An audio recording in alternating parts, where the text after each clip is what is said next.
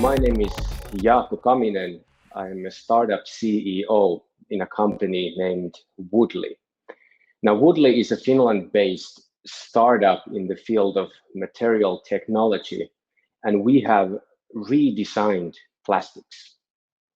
However, this session is not about our company. It is not about our product, but it is about the hot topic of plastic pollution. What is that all about? And what can we do to tackle that problem by redesigning plastics as a material?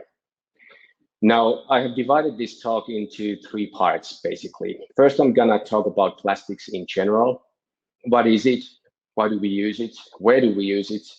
And what are some of the most significant environmental drawbacks related to the use of plastics in terms of numbers?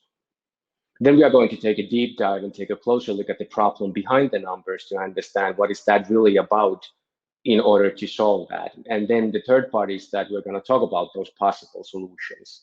What can be done in short term to mitigate the problem? What can be done in long term to solve the problem entirely? And what you and I can do as individuals, as consumers, if you may, to accelerate the shift towards more sustainable future of plastic economy. So I have 15 minutes. That's a very short time, but I will be available for questions afterwards. So a little bit of background to myself and to everything that I'm saying. So I proposed to you that it was around 4 years ago, around 2016-ish, when the topic of, or the issue of plastic pollution really became the topic of conversation in mainstream media, as well as in social media, due to the fact that the plastic debris floating in our oceans became visible and concrete problem to the general public because of the raw images and videos that we are shared in social media, images such as this one and videos like this one. Now, here is a video of a turtle that has a plastic straw stuck up on its nostrils, and people try to pull it out. There's blood everywhere, and basically 8 minutes of horror. More than 20 million people have seen this version of this video, and if you read the comments, you realize that there is a lot of emotional reaction and backlash against plastics that I think is justified. And when the general public became aware of the issue, then the media started to write about that, and then the brand owners selling their products to us announced that they are working toward more sustainable plastic packaging, more sustainable in terms of reusable, recyclable, renewable, or sometimes a compostable material. And it was around that time, 4 years ago, when that emerging conversation functioned as a trigger for me to make some changes in my life. So at the time, I was building a career in marketing, but I switched from marketing to deep tech startup. So in our team, I'm not a chemist, I'm the business guy, but I joined Woodley in 2017 as the first worker, as the CEO. And I started to put together a team of experts and a network of companies with whom we've been developing and creating a science-based approach to the plastic problem in order to develop solutions. So currently we have a small but effective team of 5 people at Woodley. And then we are working closely together with tens of different companies. Just a few honorable mentions. Technological Research Center of Finland, VTT, has been our technology partner from the beginning. They're known for their expertise in bio-based plastics. Consultancy agency AFRY, we've been working closely together with them. They're known for their plastic to bio concept, as well as their expertise in the area of life cycle assessments. And then we want to comply with the highest social and environmental standards on the market, which is the reason why we are working toward certification like FSC and to Austria. So everything that I'm saying from this moment on is based on what we have learned and found out during the past 3.5 years. So first, a little bit about plastics in general. When I joined Woodley 2017, the first thing I learned was actually how great material plastic is. I mean, it is the most superior material in comparison to anything else in the applications where we use it. Plastic is superior in terms of performance, in terms of quality, in terms of mechanical properties, because it's light, it's durable, it's cheap, it can be made transparent, and it's very versatile. The plastic can take many forms. And if my memory serves me correct, I believe there are around 40,000 different plastic grades being commercially used today, and they all serve a purpose. So plastic is so totally integrated with the lives that we live and with everything that we consume that most of the time we are not even aware of it. It's basically in every product that we purchase. It's in the packaging of the product. It's in the clothing that we wear. It is part of our housing in forms of insulation. It's part of the transportation because we use it in our cars and buses and planes and etc. We use plastics simply because the life as we know it wouldn't be possible without it. And at this point, we have produced more than 9 billion tons of plastics in the history of the world. Now, how much is 9 billion? To give you two strange illustrations, in terms of weight, 9 billion equals to 80 million blue whales. And if you would take 9 billion tons of plastics and spread it out at angle deep, it would take up the size of Argentina. So that's a lot of plastics, and we're going to add another 350 million tons on top of it this year. And the demand for plastics is expected to at least double by the year 2050. Now, we are dependent on it, but the other side of the coin, the drawbacks related to the use of the plastics, let's take a look at those.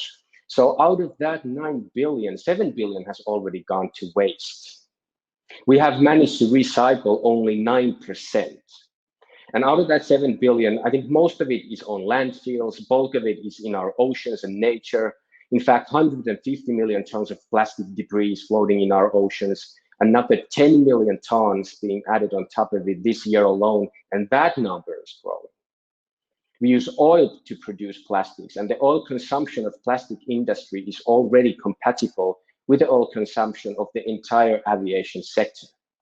And the total carbon emissions generated by the production of plastic is around 20 gigatons. And the experts say that when the number reaches to 1 gigaton scale, that has already significant impact on the climate change. So all this is real. This needs to be addressed. By no means is this sustainable. But the thing is that what should we do and what can we do? And before we can answer that question, we need to look behind the numbers to understand what is really going on. And I propose to you that there are actually two parts to the plastic problem. The first part, it's called littering. And that is not really related to the material itself, because littering is caused by humans. Littering is all about the fact that we as individuals, as groups of people, as people managing our companies, don't really understand the value of plastic in general and plastic waste particular. We use it as a trash instead of using it as a valuable feedstock that could be recycled into new products. And because we use plastic carelessly and we don't understand the value, that is the main reason why it ends up in places where it doesn't belong, such as in oceans and in nature, where it keeps accumulating instead of breaking down, keeps accumulating and disrupting our natural ecosystem. But the problem of littering cannot be solved by abandoning or replacing or redesigning the material. It can only be solved by changing the human behavior, which requires that we create and put in place new systems and policies that would support and encourage and sometimes even enforce this new, better type of behavior that we want to see take place. But there's a second part to the plastic problem that is absolutely about the material, which can be effectively solved by new technology and innovation. The second problem is about the fact that we use oil to produce plastics. It is about the dependency on fossil feedstock. And so we produce plastic by using oil, and then we don't recycle it. So there's a huge demand for virgin plastics, and all this is contributing to the cumulative CO2 emissions. And this is equally serious problem to the littering that needs to be addressed and solved. And the way to solve this is by redesigning plastic, simply because we've gone too far to abandon or even to replace plastics. If we were to try to replace plastics, We would need to redesign a lot of the applications that we are using it for. We would need to redesign the logistics and the manufacturing, which would be so expensive and time consuming that I don't believe that could take place in a large scale. But if we were to redesign the material itself in order to keep the applications and keep the logistics and keep the manufacturing pretty much as it is today, then that must be the most efficient way to move forward toward sustainability.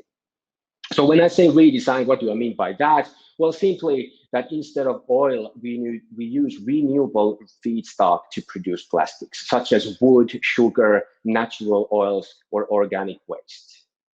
But that alone is not enough, since this year we are using about 50% more of those renewable resources as a humankind than what the planet is able to provide for us. So the fact is that we are going to run out of everything unless we are able to keep the material in circulation for longer. So when we redesign plastics as renewable, we also need to make sure that the plastic is recyclable and can be kept in circulation. Now, if we consider that what are the steps, the concrete steps that we can actually take? Well, the first one is, like I just explained, the redesigning the material. But then the next one is, now if we consider the fact that the demand, despite of the backlash against plastics, the demand for plastics is still growing.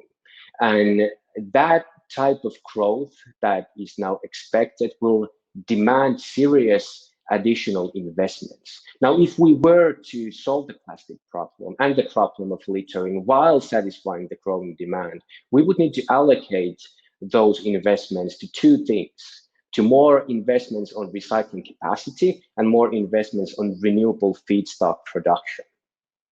In addition to that, if we would want to boost the recycling and make sure that we cut down the littering, then things such as implementation of deposit schemes would play a really important role. So that when we return the plastic item, whether a product or packaging, to be recycled, and we would get money back. Then a plastic tax would definitely is one way to support this change toward more sustainable future of plastic economy, something that is already taking place in Europe and I believe in US as well, according to news. There will be a tax from the beginning of 2021 for raw materials that do not contain recycled plastics, I believe. But that should also include the renewable content. And then also, we as consumers play a really important part in this equation, because a lot of times all change is downstream from the consumer demand. And if we prefer the products and packaging made of sustainable plastics or other alternative materials when we go shopping, then that gives a message to the value chain that it makes sense, that there is a financial incentive as well for them to move forward, which is really important. And I'm almost out of time, and then just to recap. So plastic has served us well. It is a great material, but the use of it has come with a significant environmental harm, and that is true. There's two parts to the plastic problem. The first one is called littering, but that's mainly about the human behavior. The second part is about the dependency on fossil fuels. And I believe that plastic cannot be replaced, but it can be redesigned, and also that the future of plastic is circular as well as renewable. So that was 15 minutes. That was the session. And now it is the start of the question and answer session. And I'm really interested in and happy to hear your thoughts and comments and questions about the matter. So I will keep the camera on for at least 10 minutes if you want to jump on stage. Thanks, Luis. Luis is thanking me for a great talk. That's always nice to hear. It's strange to talk to an audience that I can't see, but I'm really happy to see that you are there.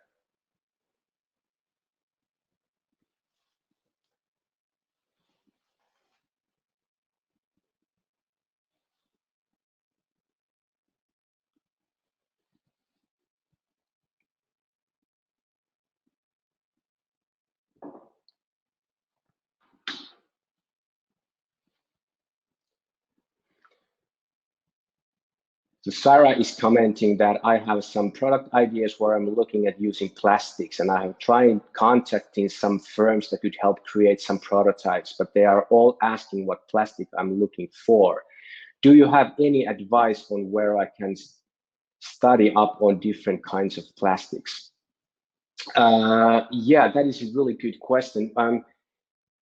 To be honest, I'm a bit surprised that when let me read that again. You're contacting some firms that could create me help prototypes.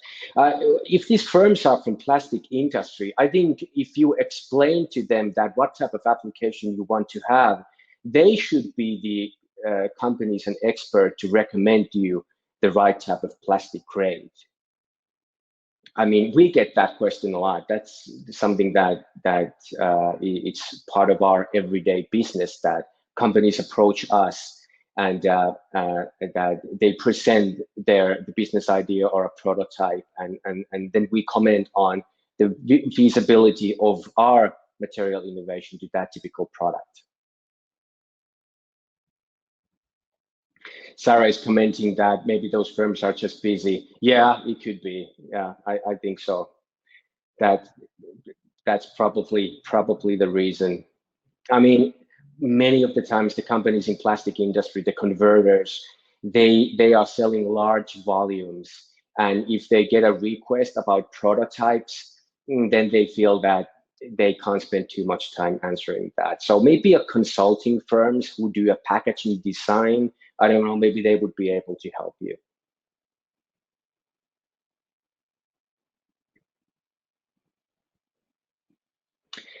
Adrian is asking that, what do I see as the best application for Woodley plastics?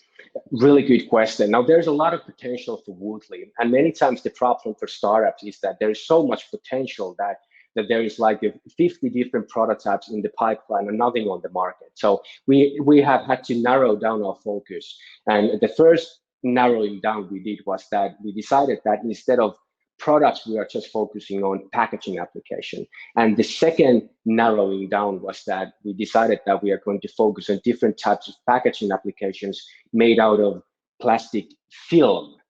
So, for example, different type of bags and pouches used in textile packaging or for food packaging, for example, or then a bit more rigid packaging used in cosmetics or electronics industry. One of the good or like the unique selling points of Woodley material is the fact that it is transparent and clear.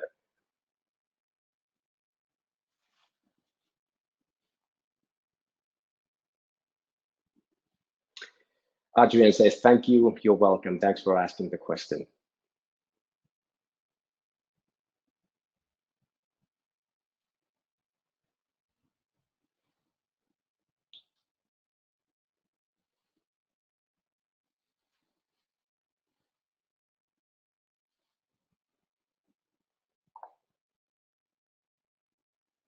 Maybe I can answer to one of the questions that I feel that is the most common, that people most frequently ask, is that what is the best option for replacing the traditional fossil-based plastic? Is it Woodley? Is it cardboard? Is it some type of new solution, a biodegradable material? Should it be recyclable? What is it? And they're looking for maybe like a perfect solution. So I believe that there are no perfect solutions available. And what is the best solution really depends on the application. So it is quite possible that the best solution is cardboard, or it could be some entirely new type of innovation. It could be that the best solution is a biodegradable type of material, or then if the requirements are that the packaging needs more performance, more barrier properties, or heat resistance, or other type of qualities, then maybe it must be a plastic, but a bioplastic that is based on renewable resources.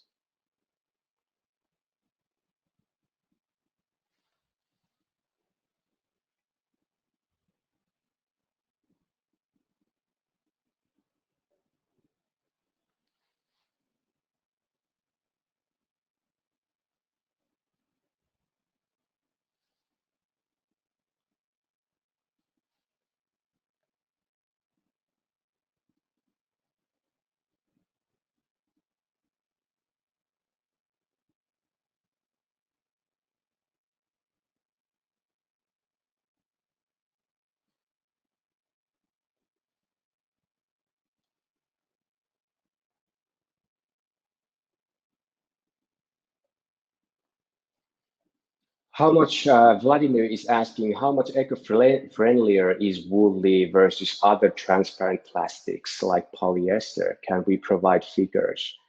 Yeah, we can. For example, when you try to compare the green credentials, you need to first always consider the applications where we are using the material, like I mentioned, but then also the entire LCA, life cycle assessment. And the Woodley LCA is on our website. You can download the public version of it freely. And then, of course, that's always a matter of a deeper conversation that we would need to have. So I'm happy to continue discussions further with you, Vladimir, to find out that if Woodley is the best, most sustainable and the technically feasible option for you.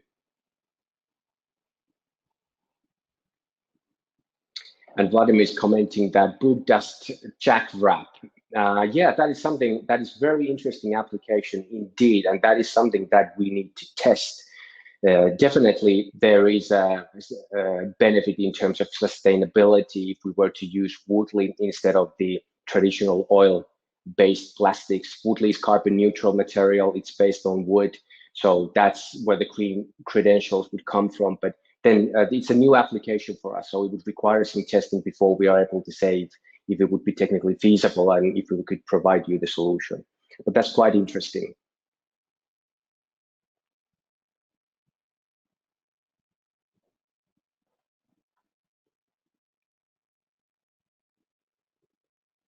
And Vladimir is commenting that he can organize tests. Thank you for that. Yes, I believe I have your email, Vladimir, so I will contact you later.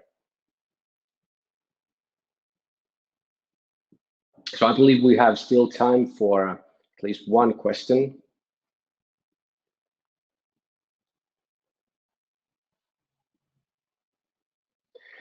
How long does Woodley plastic take to decompose versus normal plastics, asks Adrian. So Woodley is first and foremost designed to be recyclable in mechanical plastic recycling stream.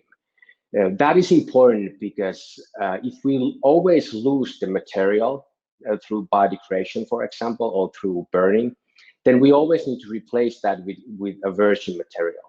And then if we scale up and go big, then we're just simply going to run out of wood in the world, and that would be sustainable. Now, so Woodley is designed to be recyclable, but not biodegradable. But we have tested the biodegradability of Woodley, and it is low, so that we don't have any certification for it. If Woodley would end up in nature, it would definitely break down there much faster than the traditional fossil-based plastics. But nevertheless, my opinion is that even the biodegradable plastic doesn't belong into the nature, but it belongs either into compost or into plastic recycling. No matter the material, if it ends up in the nature, it will cause harm there. So long answer to a quite simple question. We don't know the exact time because that biodegradability tests do not provide that. The only thing we know is that it keeps biodegrading, but not fast enough for us to get a certification.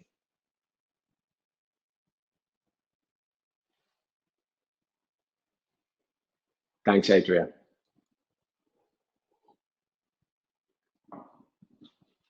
So 10 minutes question time. Thank you for all the questions. I'm going to shut my camera off, but I will still be here on the chat for at least another 10 minutes. If you still come up with questions that I'm happy to answer. And please check out woodley.com. You'll find my contact information. You'll find more information about Woodley. And I'm always happy to talk to you further. So I wish you a very pleasant weekend, and thank you for participating in this event. Bye.